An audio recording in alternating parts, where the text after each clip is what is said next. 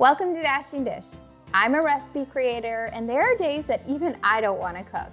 So for those days that you really don't want to turn on the oven or stove, I've got a full no cooking required menu just for you. Our no cook menu includes strawberry shortcake overnight oats, giving you a dessert-like breakfast packed with protein. Bringing you back to my childhood with my favorite chicken cheddar and broccoli hot pockets. Greek chicken pasta-less salad, swapping out the pasta with a surprise ingredient. And loaded with protein and no sugar added, no bake oatmeal cookies. I'm Katie Farrell. We're preparing healthy meals with no cooking required.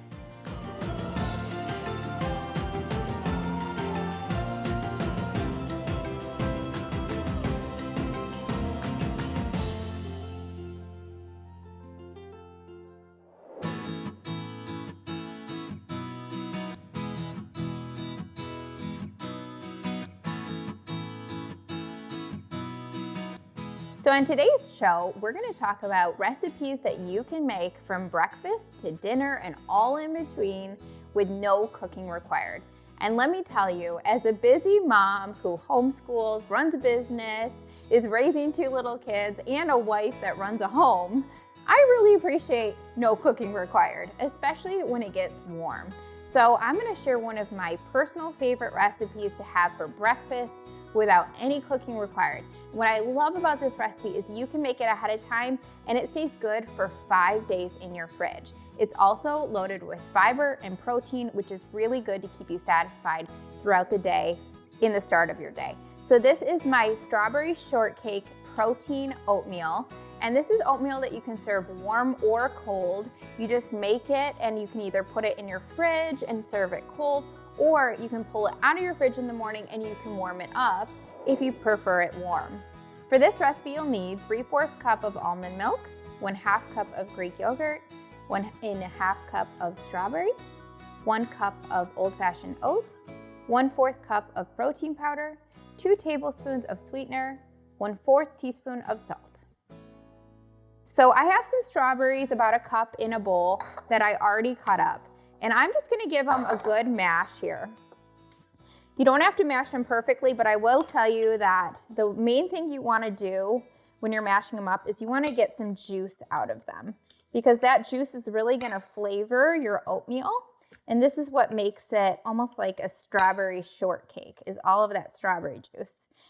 You could also use frozen strawberries for this, but if you do use frozen, you'll definitely wanna thaw them out ahead of time. And if you find that it's a little bit too much juice just because they're frozen, you could always strain them just a little bit. But I like using fresh for this recipe, so if it is summertime or spring and there are beautiful strawberries, that's the perfect time to use this recipe. So that looks good. I'm gonna just mash them up. And I just have a potato masher here, but you can use anything really. Even the back of a measuring cup would be great for this. That looks good. Okay, so we're gonna set those aside and then we're gonna dice up our strawberries. I have about 1 more cup of strawberries and we're gonna dice them up just in a small enough piece that you would wanna just take a bite of a strawberry. So kind of your own personal choice or preference. And I have a lot of the no bake oatmeal recipes on Dashing Dish because I've found many ways to kind of change up the flavor of these, because it really is such a convenient breakfast that's so good for you. You have your whole grain oats here, you have your protein from the protein powder, the Greek yogurt, so it really is a really well-balanced breakfast. And what I love about it is, like I said, you can meal prep it ahead of time. No cooking required. You can just take this with you on the go and just eat it cold straight out of the fridge. So then I'm just stirring up those strawberries with the mashed strawberries, and I'm gonna add the rest of my ingredients to the bowl. So we have some Greek yogurt. This makes it really creamy and kind of like a whipped cream flavor to it with the strawberries, which is really, really good. And then some protein powder. If you don't like whey protein powder, you could always find a vegan protein powder, whatever you like. I just look for ones with really simple ingredients. And then just some almond milk. And then we're just gonna stir this up. So breakfast has to be easy. So I like to do things like this that I can just make ahead of time, or do something really simple like yogurt bowls or smoothies. I also like to make some sourdough recipes ahead of time, like cinnamon rolls that I can just pull out of the fridge and just warm up. So we're gonna kind of just pour this into our bowl here. And it looks like it's pretty liquidy right now, but as it sits in the fridge overnight, and you will wanna leave this in the fridge for at least 4 hours before you eat it, those oats are gonna soak up all of that liquid, and they're gonna get nice and soft, kind of like an oatmeal texture, and some of that liquid will thicken up, and it will be so delicious. So doesn't that look good? So then you'll just wanna cover these. You'll wanna put them in the fridge for, like I said, at least 4 hours, but I always do it the night before or a few nights before, and then it will just thicken up and it will be so delicious. Perfect way to start your day.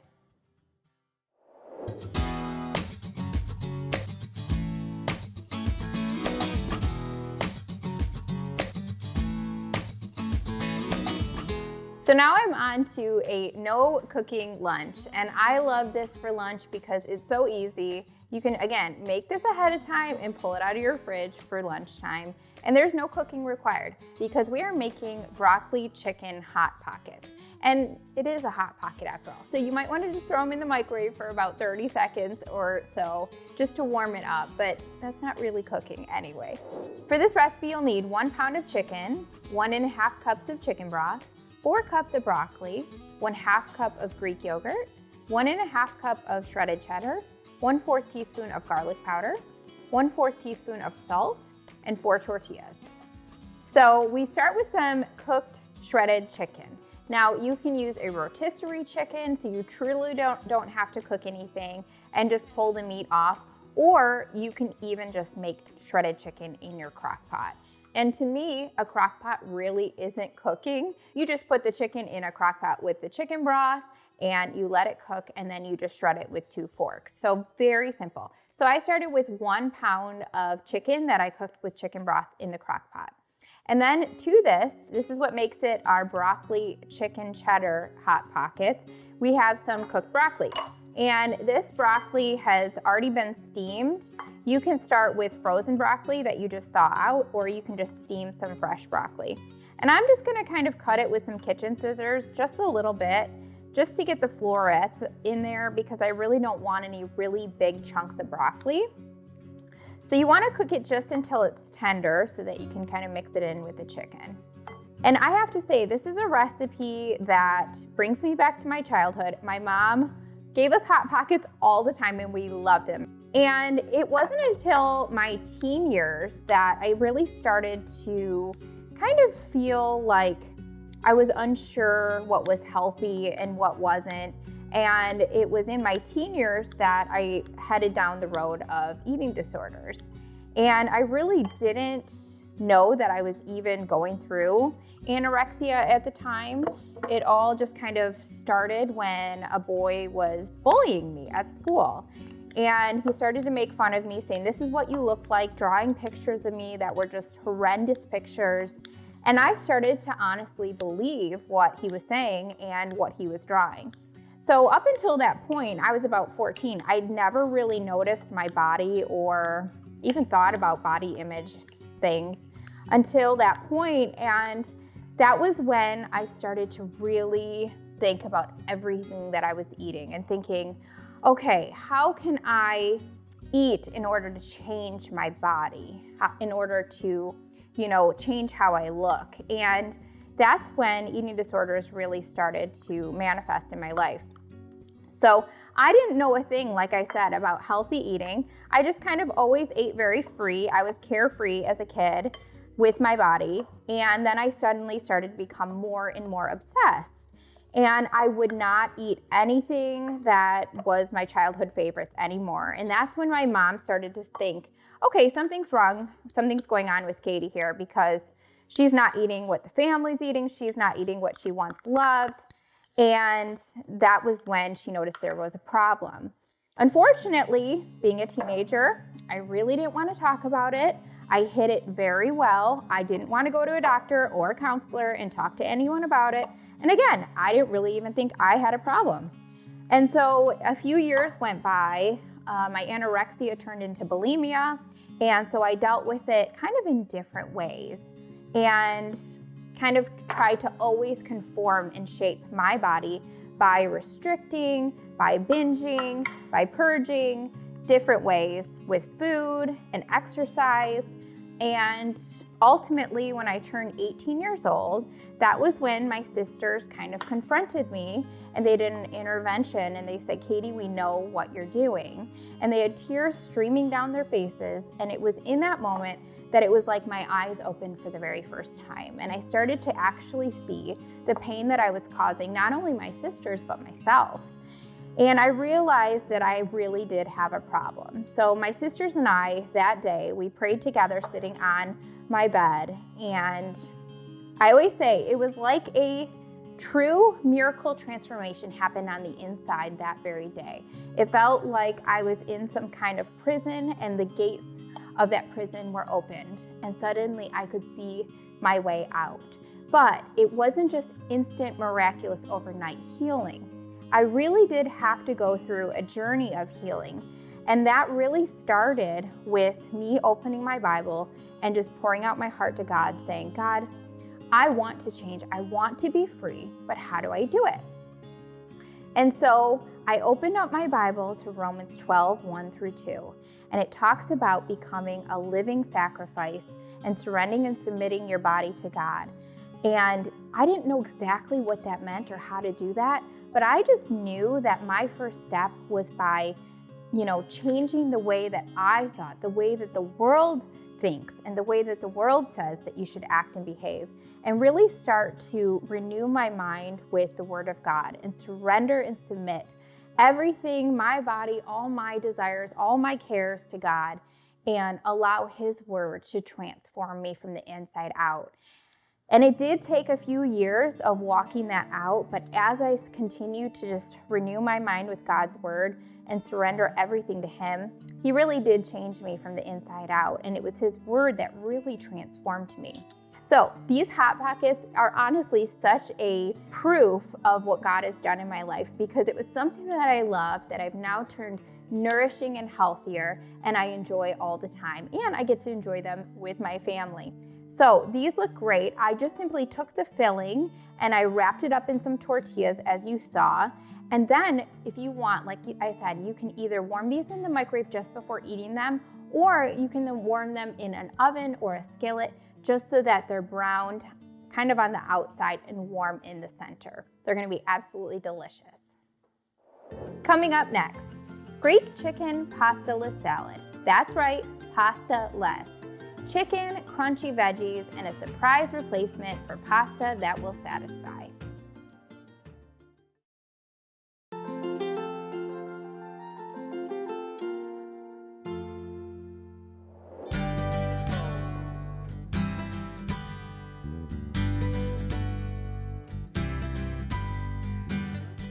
So now we're on to my Greek chicken pasta-less salad, and this is a recipe that when I created it, I made over and over on repeat because it was one of my favorites and still is.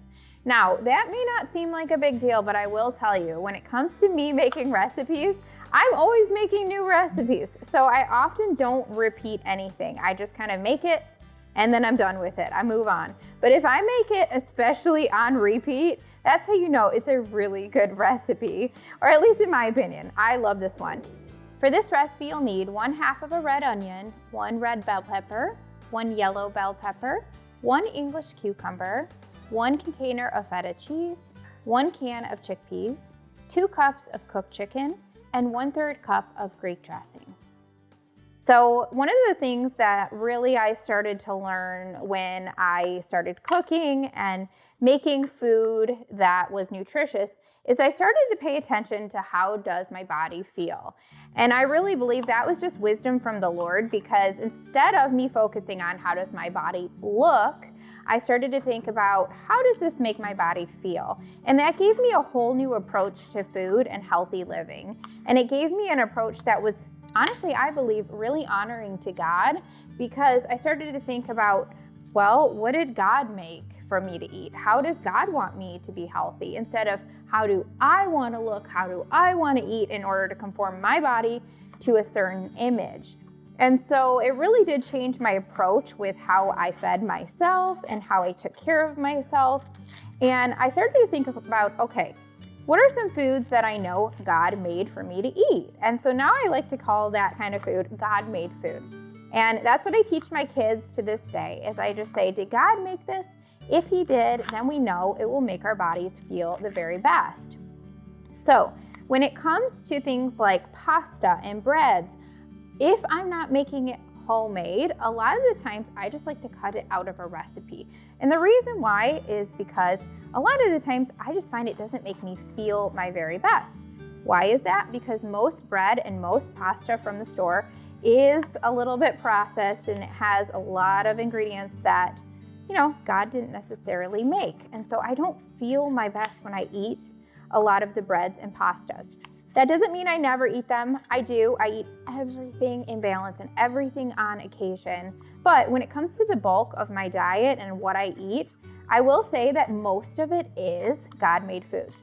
So eating things like protein, so chicken breast in this recipe, chickpeas, veggies, feta cheese, all of those things are things that are very simple, straight from a farm or from a garden, and they really do make me feel my best. And so that's how I kind of learned over time to feed my body without going on a diet, without being any kind of restriction or eating disorder. I just started to think, how can I eat the way God originally intended? And I have found that by doing that, not only do I feel my best, but I really do feel like my body and my weight is pretty well maintained, even through all the years of having babies and getting older. I'm almost in my 40s and things like that, that normally would just kind of devastate a woman as far as like how they feel about their body. I've been able to just feel like no matter how my body looks, whatever shape it takes, as long as I know I'm fueling it and I'm taking care of it the way God intended and focusing on how I overall feel, that ultimately motivates me to have a really healthy mindset. And that's what's really important. So you can see how easy this Greek pasta-less salad is, because you just add everything to a bowl. I just chopped up a few veggies, and then we're just gonna kind of mix it together. And I absolutely love the fact that this has protein and fiber, and it just tastes so good. And it's so fresh. It stays good in your fridge for up to 5 full days. So there was no cooking required. Again, you can buy rotisserie chicken, or you can just cook your chicken in a crock pot ahead of time and shred it up. And it is especially good on a spring or a summer day when the weather's a little bit hot and you don't want to cook anything. So we're going to mix that all together, and then we're going to add our dressing. Now, this is kind of a cheat.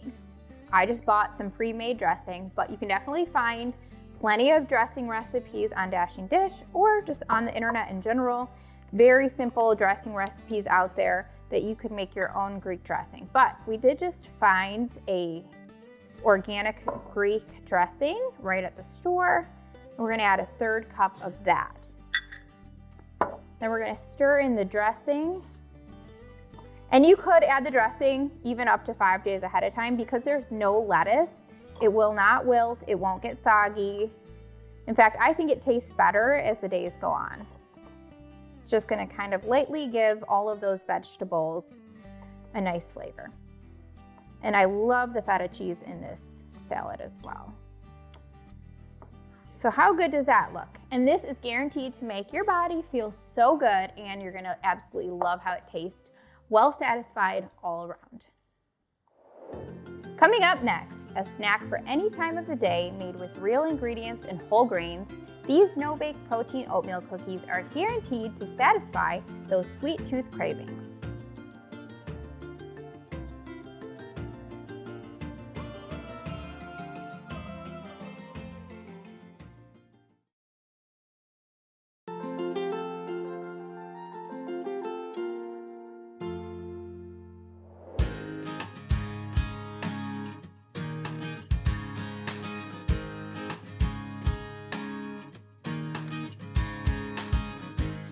Okay, so now we're on to dessert, my favorite part of the day, No Bake Protein Oatmeal Cookies. And these are truly no-bake cookies, and they're going to blow your mind how good they are. And I love the fact that they are also nutritious, of course. For this recipe, you'll need 1 cup of oat flour, 1 cup of old-fashioned oats, 1/2 cup of peanut flour, 1/2 cup of maple syrup, 1 cup of nut butter, 1/4 cup of sweetener, 1/4 teaspoon of salt, and 1/4 cup of chocolate chips. So we're gonna add all of the dry ingredients to the bowl. They're also flourless. We have oat flour, but essentially those are just oats that are ground up, so flourless cookies. Just a little bit of some sweetener. And we also have some protein in these cookies. So we have some natural sweetener with some maple syrup and some healthy fats with peanut butter. I absolutely love these cookies because this is something that I made when I was a kid. And my sister and I, my mom had a daycare, and we would go in the basement after hours in the daycare, and we would make our own experimental treats. And this is something that I remember trying to make with her when we were probably about 8 and 10 years old. So she was about 8, I was 10. And we tried to make no-bake cookies. And I remember we tried to make them so that we could sell them at a like little bake sale at the end of our driveway. So we said, we're gonna create our own little bake sale and we're gonna sell these with some lemonade. I don't remember how they turned out, but I remember making a huge mess, and my mom was very upset when she came downstairs, and I'm sure it was probably rightfully so, because I remember using peanut butter and syrup. So I can't imagine how they turned out, but I guarantee you we made a huge mess. But this is something that we made a lot as kids. And again, just kind of going back to my story of recreating things that I really loved as a kid, and just even as I was growing up in a healthier way, really helped heal my relationship with my body and with food. And I've always loved dessert. So I've always loved sweets. That's been always kind of something that I feel like I need at the end of my day, is just something sweet. So finding something that is sweet but also nutritious and fueling to my body, it has been super helpful and healing for me. So you're just gonna kind of wanna stir this just until the cookies come together. Now, depending on the protein powder you use, it may be just a little bit dry. So that's what I feel this time. I feel like because of the protein powder that I used, it's just a little bit dry, or the peanut flour. Everything as far as protein powder, peanut flour, kind of mixes up a little bit different. So I'm gonna add just a little bit of water, and just like maybe a tablespoon, and that looks perfect. So that's kind of coming together nicely now. So now we're gonna just kind of roll this into balls. So for me, finding something that had peanut butter, chocolate, protein, and made me feel good, but also tasted really good was important to me. Now, when I was learning how to kind of properly fuel my body in a way that was healthy, one of the things that I struggled with was kind of listening to my body, because I spent so many years where I shut off all ability to listen to my hunger signals. And I find that a lot of women that have gone through dieting or disordered eating of any kind has done the same. So a lot of women write me and they say, how do you know when you've had enough food? A lot of times people are so used to counting calories or going on diets, listening to what people say they should eat rather than listening to their body. And I always say it's really simple. You just go back to how you were when you were a kid. If you really and truly start to tune in and listen to when are you full, when are you feeling satisfied, that will really help you to clue in, okay, I probably should put my fork down now. I've probably had enough to eat. And you might think that that's a really hard thing to do at first, but over time, it gets easier and easier. And I will say that is part of feeling your best as well, is listening to your body. Because if you don't eat enough, or if you overeat, it really is quite draining for your body, either end of those spectrums. So finding that proper sweet spot where you really feel satisfied and you feel like you're well nourished is so good for feeling like you feel your very best. So this is gonna make anywhere from probably 12 to 15 balls. And then you can pop them in your fridge or in your freezer. In the fridge, they'll stay good for probably about 2 weeks. The freezer, about 3 months. And then you can pull them out of your fridge and freezer and just eat them just as is. They are absolutely delicious, and I actually love them when they're cold. So this is a great treat to have as a snack or after dinner or anytime you just need something sweet.